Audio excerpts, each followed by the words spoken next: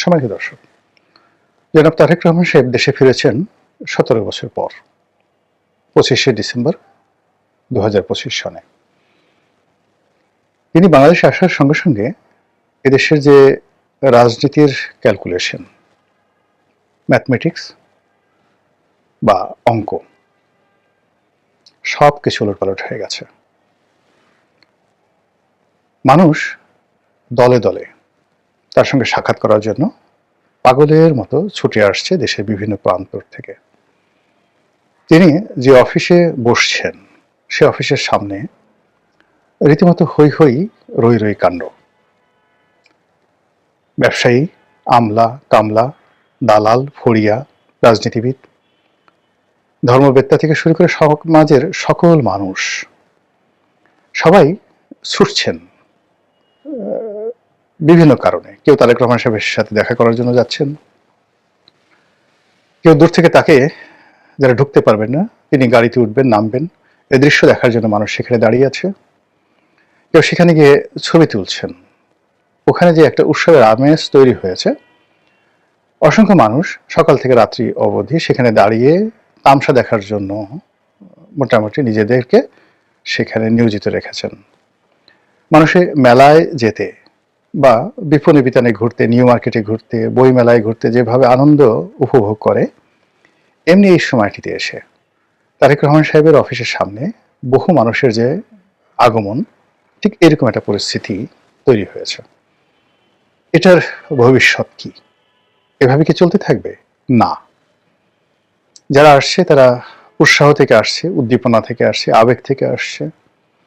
অনেকে শুধুমাত্র তামসা দেখার জন্য আসছে। এটি 3-4 দিন পরে এটা থাকবে না, এটা বাস্তবতা। পরবর্তীতে যে পরিবেশ পরিস্থিতি হবে তাকে নিয়ে কেন্দ্র করে, সেটা হলো তার আম্মা যেভাবে ফিরোজাতে ছিলেন, তার আম্মা যেভাবে ঠিক 2017-18 সনে বিএনপির অফিসে আসতেন, বসতেন এবং মানুষজন যেভাবে স্বাভাবিকভাবে যেতেন, ওরকমই একটা অবস্থা হবে। আগামী জাস্ট কল্প কয়েকদিনের মধ্যেই এই মোহটা মানুষের কেটে যাবে। দ্বিতীয় যে বিষয়টা হলো যে তারেক রহমান সাহেবের আগমনকে কেন্দ্র করে নানা রকম হিসাব নিকাশ হচ্ছে। তিনি হঠাৎ করে এলেন কেন? কে তাকে আনলো? কে তাকে নিশ্চয়তা দিল এদেশে আসার জন্য? তিনি তো আসতে পারছিলেন না। এবং এই অল্প কয়েকদিন আগে তিনি নিজে ফেসবুকে পোস্ট করে বলেছিলেন যে তার বাংলাদেশের আগমন তার একক সিদ্ধান্তের বিষয় নয়, বহু পক্ষ এখানে জড়িত। তো সেই পক্ষগুলো হঠাৎ করে তারেক রহমান সাহেবের ব্যাপারে ইতিবাচক সিদ্ধান্ত কেন নিল? সেই পক্ষগুলো কারা? সেটা কি আমেরিকা? সেটা কি কানাডা, যুক্তরাজ্য, জার্মানি, নাকি ফ্রান্স অথবা ভারত? যারা অতিরিক্ত চিন্তা ভাবনা করেন, বিভিন্ন রকম ক্যালকুলেশন করেন, তারা এসব বিষয় নিয়ে আলোচনা করছেন। এরপর তিনি আগামীতে কিভাবে রাষ্ট্র চালাবেন, দেশ চালাবেন, এর কারণ হলো আজকের এই দিনটি পর্যন্ত আমি যে ভিডিওটি করছি, এই দিনের বাস্তবতা হলো 2026 সালের এই দিনের বাস্তবতা হলো মানুষজন ধরে নিয়েছে যে তিনি আগামীর প্রধানমন্ত্রী।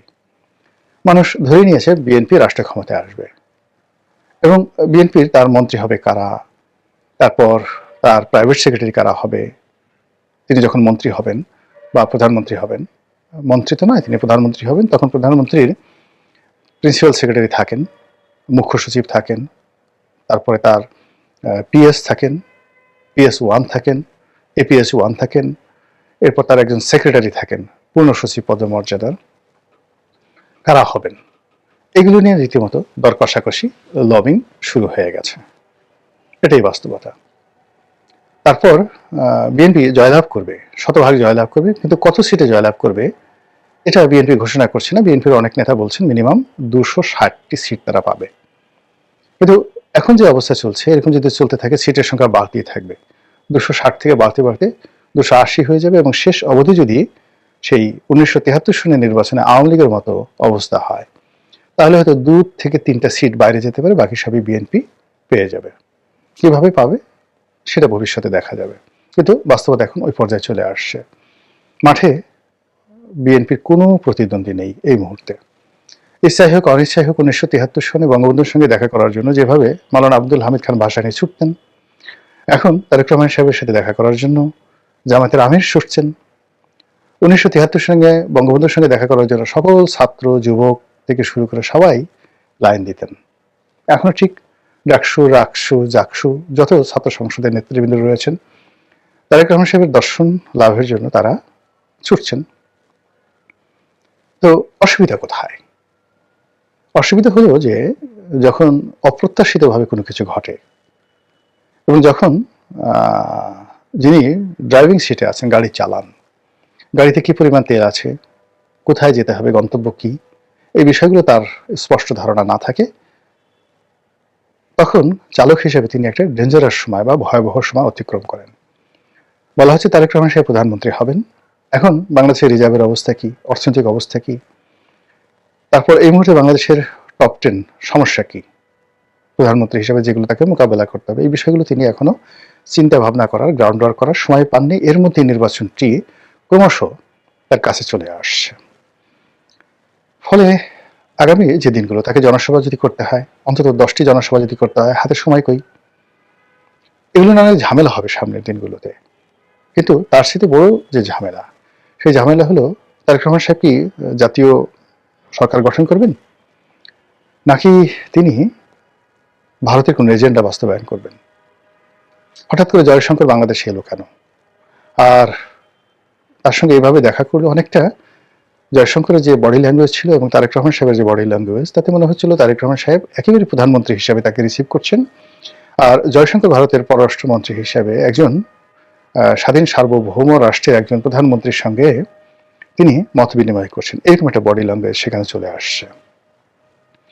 তো এই দৃশ্য দেখে ডক্টর মোহাম্মদ ইউনূস, তার পারিষদবর্গ, তারপর গত 15 মাস ধরে যারা রাষ্ট্র পরিচালনা করার বা সরকার পরিচালনা করার স্বপ্ন দেখতেন, সে এনসিপি, সে জামাত, তাদের নিঃসন্দেহে গাত্রদাহ হবে, তাদের মনে অনেক কষ্ট হবে, বেদনা হবে, এবং তারা সেই কষ্ট এবং বেদনাকে কাজে লাগিয়ে যদি কোনো অনার সৃষ্টি তৈরি করার চেষ্টা করেন, সেটাকে মোকাবেলা করার জন্য বিএনপি এবং তার যারা সাহায্যকারী রাষ্ট্রশক্তি আছে, তারা এই মুহূর্তে কতটা প্রস্তুত রয়েছে সেটা একটা বিরাট বিষয়। কিন্তু অবস্থা দৃষ্টি মনে হচ্ছে যে বিএনপি এই মুহূর্তে কেবল জনপ্রিয়তায় ভাসছে এবং বিএনপি এই মুহূর্তে রাষ্ট্র ক্ষমতা পরিচালনা করবে, ক্ষমতা আসবে ইত্যাদি বিষয়গুলো নিয়েই বিএনপি শুধু ভাবছে। এর বাইরে অন্য কোনো চিন্তা বিএনপির মাথায় ঢুকছে না। বিএনপির জন্য সবচেয়ে বড় সমস্যা হয়ে গেল যে তাকে এই মুহূর্তে ভারত বিরোধিতার যে একটা লেবাস দীর্ঘদিন ধরে তারা পরে আসছিল। ভারতের সাথে বন্ধুত্ব করা যাবে না, ভারতের সঙ্গে সম্পর্ক রক্ষা করা যাবে না। এখন মার্কেটে যে ন্যারেটিভগুলো ছড়িয়ে পড়েছে সেটা হলো যে ভারতের গ্রিন সিগন্যাল পেয়ে তারেক রহমান সাহেব আসছেন এবং আগামীতে তাকে ক্ষমতায় থাকতে হলে ভারতকে ছাড় দিতে হবে। তো এই যে ভারতকে ছাড় দিতে হবে, এটা তিনি কিভাবে মোকাবেলা করবেন এবং তার প্রেক্ষিতে কি ধরনের ছাড় ভারতকে দিতে হবে? আওয়ামী লীগের রাজনীতিতে পুনর্বাসিত করতে হবে, নাকি শেখ হাসিনাকে বাংলাদেশে আসতে দিতে হবে, নাকি কি? এই বিষয়গুলো নিয়ে যত বেশি আলোচনা হচ্ছে এবং বিএনপি বিরোধী শক্তিদের যে সকল সোশ্যাল মাধ্যম রয়েছে তারা যে সকল ন্যারেটিভ প্রচার করছে, সেই ন্যারেটিভের কারণে ক্রমশ বিএনপি রাজনীতি যেভাবে জটিল হয়ে যাবে, সেটার জন্য তারেক রহমান সাহেব যদি মোকাবেলা করতে না পারেন, তার দেশে আগমন তার নিজের জন্য এবং বিএনপির জন্য একটা বুমেরাং পরিস্থিতি তৈরি করবে। আসসালামু আলাইকুম ওয়া রাহমাতুল্লাহি ওয়া বারাকাতুহু।